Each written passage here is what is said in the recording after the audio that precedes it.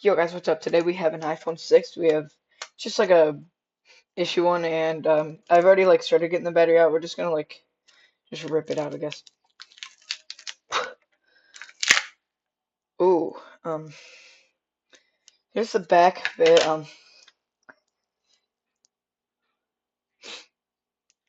Oh cool, I ripped it open. Okay. Um, that's what's under it. Okay. Really want to get to the chip. I'll figure out how to do most of this and peel all of that later. For now, we got the battery out. It smells like super glue, like rubber cement or whatever. I can just open up the battery here and we'll just. Not cool. Just like a battery. It's messy. Alright, iPhone 6. Peace, guys.